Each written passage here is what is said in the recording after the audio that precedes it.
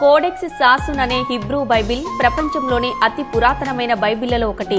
1100 ఏళ్ల నాటి ఈ బైబిల్ను అమెరికాలోని న్యూయార్కులో అమ్మకానికి పెడితే 300 కోట్ల రూపాయలకు పైగా ధర పలికింది.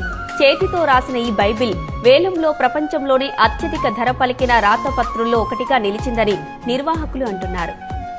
అమెరికాలోని న్యూయార్క్ లో 1100 ఏళ్ల నాటి హిబ్రూ బైబిల్ వేలంలో దాదాపు 313 కోట్ల 68 లక్షల రూపాయలకు అమ్ముడైంది. చేతితో రాసిన ఈ బైబిల్ ప్రపంచంలోని అత్యంత పురాతన బైబిళ్లలో ఒకటిగా ఖ్యాతిని ఆర్జించింది. కోడెక్స్ సాసున్ అనే ఈ హిబ్రూ బైబిల్ ను రొమేనియాలోని మాజీ యుఎస్ రాయబారి ఆల్ఫ్రెడ్ హెచ్ మోసెస్ కొనుగోలు చేశారు.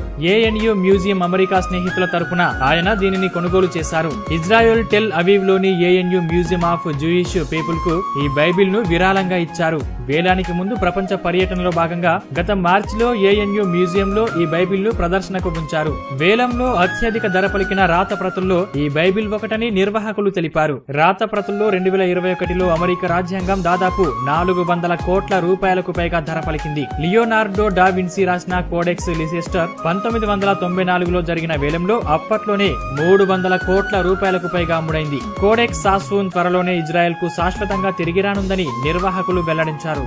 కోడెక్స్ సాసున్ అనే బైబిల్ ను క్రీస్తు శకం 880 నుంచి 960 మధ్య కాలంలో రాసి ఉంటారని చరిత్రకారులు అంటున్నారు. 1929లో ఇరాక్ కి చెందిన యాదు వ్యాపారవేత్త కుమారుడు డేవిడ్ సోలమన్ సాసున్ ఈ బైబిల్ ను కొనుగోలు చేయడంతో దీనికి కోడెక్స్ సాసున్ అనే పేరు వచ్చిందని చరిత్రకారులు తెలిపారు. అతడు మరణించిన తర్వాత 1978లో స్విట్జర్లాండ్ జ్యూరిచ్ లోని సోత్బీ బ్రిటిష్ రైల్ పెన్షన్ ఫండ్ కు దాదాపు $1.4 మిలియన్ ఈ బైబిల్ ను విక్రయించారని తెలిపారు. పెన్షన్ ఫండ్ కోడెక్స్ సాసున్ బైబిల్ ను 1100 సంవత్సరాల తర్వాత జాక్వీ సఫ్రాకు $7.7 మిలియన్ విక్రయించింది. దీనిని జాక్వీ సఫ్రా ఇప్పుడు విక్రయించారు.